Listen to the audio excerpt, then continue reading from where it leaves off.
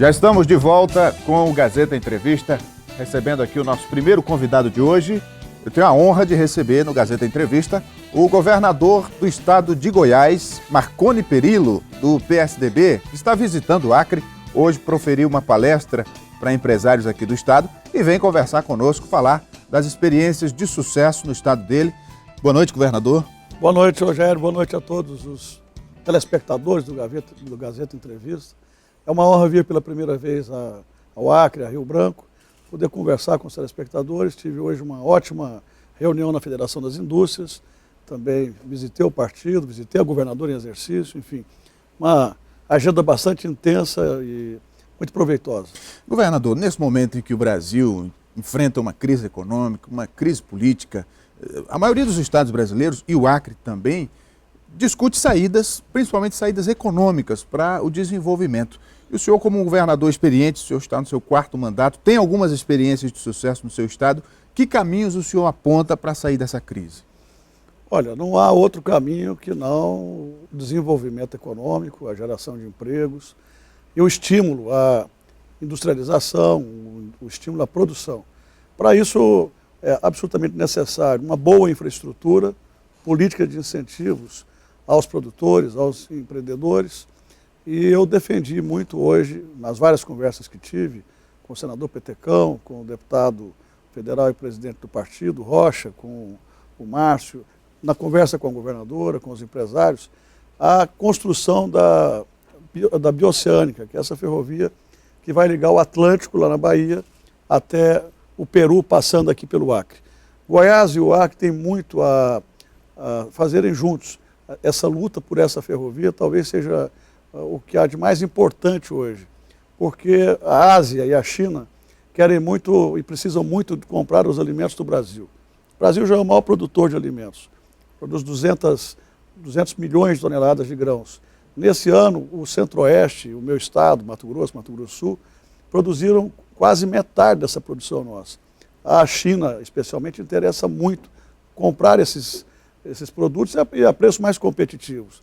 Daí a importância de nos juntarmos para viabilizar essa obra, esse projeto de ferrovia, porque dinheiro existe. Os chineses querem investir numa obra como essa, mas o governo federal precisa colocar a licitação da concessão e, nesse sentido, acho que quanto mais nos unirmos, eu estou saindo daqui, vou para Rondônia, nós vamos ter amanhã uma reunião dos governadores do Bloco do Brasil Central, onde eu vou conversar muito com os governadores, são 6 governadores do Bloco do Brasil Central, especialmente sobre essa obra, porque ela é uma obra de fundamental importância nessa hora de crise. É claro que outros projetos de infraestrutura precisam também ser desenvolvidos. Se há algo que gera empregos, é a infraestrutura, é a construção civil. E, na minha opinião, o Brasil precisa diminuir os juros estão muito elevados, o câmbio apreciado, ele acaba ajudando um pouco, porque os nossos produtos, as nossas commodities ganham mais espaço na competição internacional, mas a gente precisa de regular um pouco a economia, a macroeconomia, para que o país possa respirar, o PIB possa crescer e, consequentemente, a gente possa gerar mais empregos. É evidente que o projeto da Oceânica é de longo prazo e, claro, tem seus avanços, tem seus benefícios, mas a curto e médio prazo, o que é que o senhor aponta de caminhos de saída econômica, inclusive levando em consideração para o nosso estado uma parceria com o seu estado? No aspecto macro, eu acho que, do ponto de vista da Amazônia, o Brasil deve uma política de desenvolvimento, de estímulo ao crescimento. A Amazônia é o pulmão do mundo. Todo mundo gosta de falar isso. Mas, entretanto, não há uma política de compensação. Cabe ao governo federal, cabe aos países mais desenvolvidos, viabilizar uma política de compensação à floresta que o Acre mantém, aos rios que estão aqui, que são fundamentais para o planeta. Especialmente, talvez fosse bom instalar aqui indústrias ou um polo na área de tecnologia, de alta tecnologia. O Acre está perto de vários países da América Latina, poderia ser um grande distribuidor desse tipo de produto, ou seja, criar um polo aqui com alta tecnologia agregada, com indústrias que não poluem, talvez fosse a solução no momento de crise.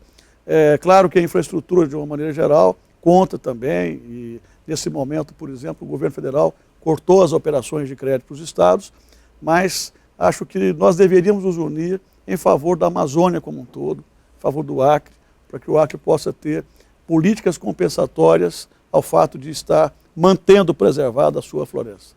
Na questão da gestão pública, como é que o senhor vê o papel do governo? Porque no seu estado, por exemplo, o senhor tem lá 10 secretarias de governo, se não me engano, para um estado que tem 8 milhões de habitantes. A gente vê no Acre a população de 800 mil habitantes, um governo com 22 secretarias. Quer dizer, essa questão do inchaço da máquina pública, isso pesa na gestão, isso também tem interferência no desenvolvimento? Porque aí, se o Estado economiza, ele tem dinheiro para investir. Olha, mais do que nunca é preciso racionalizar a máquina pública, é preciso otimizar a gestão e focar naquilo que realmente interessa para o povo. As pessoas querem chegar no hospital público e serem bem atendidas, terem um atendimento humanizado, querem ter equipamentos bons, profissionais que atendem direito e que resolvam o problema. A mesma coisa em relação à escola. Em Goiás, por exemplo, eu mudei a gestão dos hospitais. Hoje as organizações sociais administram e com muita competência os hospitais. Eu não sei se você sabe, o telespectador, mas Goiás recebe muitos acreanos no nosso sistema de saúde. Goiânia é uma cidade tanto no muito sistema procurada. público quanto no sistema privado. E nós estamos estruturando uma rede de saúde pública do mais alto nível, da mais alta qualidade. Agora nós queremos emprestar esse modelo, levar esse modelo para a área da educação. Estamos desenvolvendo um programa para a competitividade do Estado, porque quanto mais competitivo, mais o Estado atrai indústrias, atrai investimentos. E temos agora um outro programa, que é o Programa de Inovação Tecnológica. Nós vamos investir muito em pesquisa e inovação nesses próximos 3 anos, para que a gente possa fazer a diferença em termos de crescimento do PIB. Nos últimos 15 anos, desde que eu assumi o governo pela primeira vez, nós conseguimos multiplicar por 10 o nosso PIB, com políticas muito agressivas na atração de investimentos, mas também melhorando a gestão. Quando alguém traz uma fábrica para um estado, para uma cidade, é claro que ele traz por conta das matérias-primas, por conta dos incentivos fiscais, mas ele precisa também ter um ambiente para que o seu trabalhador possa ter bons cursos universitários, boas escolas, boa formação de mão de obra, bons hospitais, enfim, precisa ter uma infraestrutura que possa acolher esse empreendimento. Eu procurei ao longo desse tempo estruturar bem o Estado, agora nós fizemos muitos enxugamentos, e o que a gente quer não é um Estado mínimo, nem um Estado máximo. Eu tenho falado sempre que o ideal é o Estado necessário, o Estado que não pese no bolso do contribuinte, o Estado que respeite os impostos que são pagos e devolva para a população serviços de melhor qualidade. É claro que não dá para fazer isso em todas as áreas, mas nós estamos buscando fazer uma área após a outra para que a gente possa realmente criar um bom ambiente no Estado. Eu investi muito nos últimos 4 anos em infraestrutura. Para você ter uma ideia, só de recuperação, de reconstrução de estradas, foram 5 mil quilômetros, afora o que nós construímos, em termos de estradas novas, de duplicações. Investi muito em saneamento ambiental também, tenho investido muito no turismo. Enfim, cada centavo que a gente economiza, enxugando, diminuindo cargos comissionados, temporários, estruturas de secretarias, mais poupança a gente pode ter para enfrentar a crise e, ao mesmo tempo, para investir. O desenvolvimento do país e dos estados requer uma estabilidade política, coisa que o Brasil não está tendo no momento. Agora, o senhor, como senador, deputado que já exerceu esses mandatos, como é que o senhor vê essa questão da crise? O seu partido, que também tem uma importância fundamental nesse processo? Olha, eu vejo muito apreensivo, não só como político, como integrante da bancada do PSDB, mas como governador e também como cidadão. Como governador, eu sinto os reflexos da crise. Nós vamos ter, esse ano, um decréscimo da receita real da ordem de 2%. Isso é muito ruim no momento em que a gente precisa fazer mais investimentos. Agora, não dá para fazer milagres. Como é que as pessoas vão pagar impostos se elas têm menos dinheiro para comprar? Se elas têm menos dinheiro para investir? Quer dizer, o que a gente sente hoje é uma paralisia grande. As pessoas vão ficando desempregadas, compram menos, o comércio vende menos, a indústria também deixa de produzir, e a consequência disso são as receitas que diminuem porque menos impostos são pagos. Então a gente vive hoje uma crise econômica que é em muito decorrente da crise política. Nós temos uma crise seríssima porque há uma divergência profunda entre o Executivo e a Câmara dos Deputados, especialmente por conta do presidente da Câmara. Nós vivemos uma crise de credibilidade e uma crise moral. Felizmente, as instituições democráticas estão todas funcionando. Quer dizer, nunca a justiça prendeu tanta gente como agora, especialmente pessoas que cometeram crimes de colarinho branco. Portanto, o Ministério Público está funcionando, o Poder Judiciário funcionando, o Poder Legislativo também cumprindo o seu papel e o Poder Executivo nessa dificuldade toda por conta da crise política que leva à crise econômica.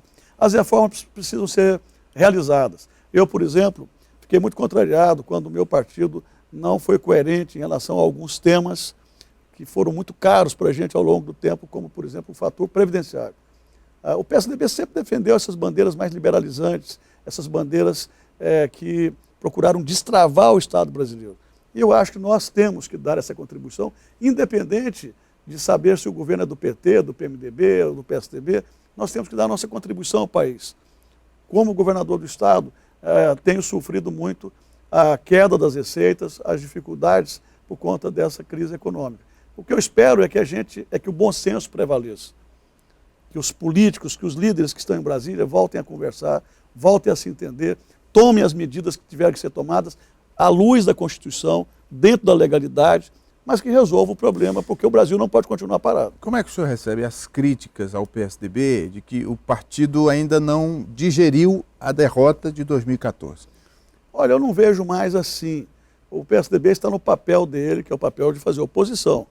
Muitas pessoas não compreendem isso, mas quando você perde a eleição, vai para a oposição. E o PSDB tem procurado realizar esse papel com muita dignidade. Agora, o problema é que a gente vive uma crise tão séria, as pessoas estão tão indignadas com tudo que está acontecendo, principalmente com a corrupção, as pessoas vão para as ruas, as pessoas protestam nas redes sociais e começam a achar que todo mundo é igual. Nós temos no PSDB quadros extraordinários, que já foram experimentados Brasil afora como prefeitos, governadores, na presidência da República, como ministros. Então, assim, eu percebo que o PSDB está preparado para administrar o Brasil.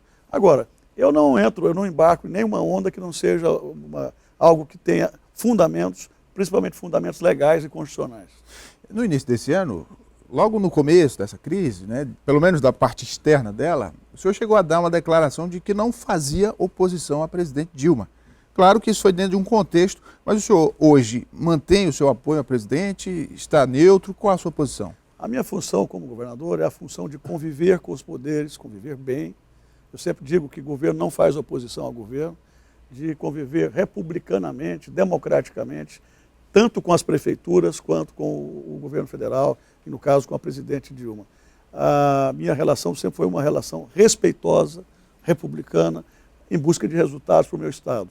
Hoje eu converso com praticamente todos os prefeitos de Goiás, de todos os partidos.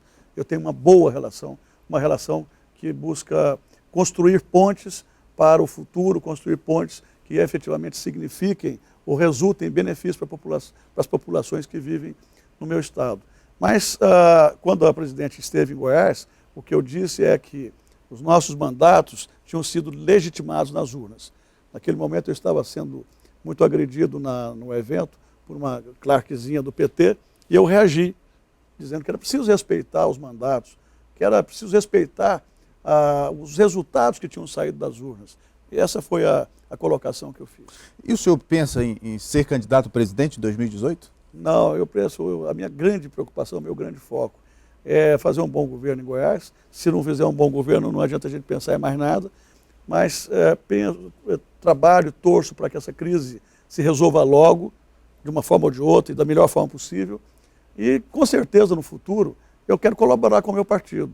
Eu vejo muitas chances de o PSDB ganhar a presidência da República na próxima eleição, na eleição de 2018, e seja qual for o candidato, seja quem for o presidente, se ganharmos as eleições, é claro, eu quero ajudar. Eu quero dar a minha contribuição, quero agregar a minha experiência àquele que efetivamente tiver as condições, ou seja, se eleger presidente da República. Conversei com o governador de Goiás, Marconi Perillo, do PSDB. Muito obrigado pela vinda, governador. Eu agradeço. Um abraço a todos os telespectadores.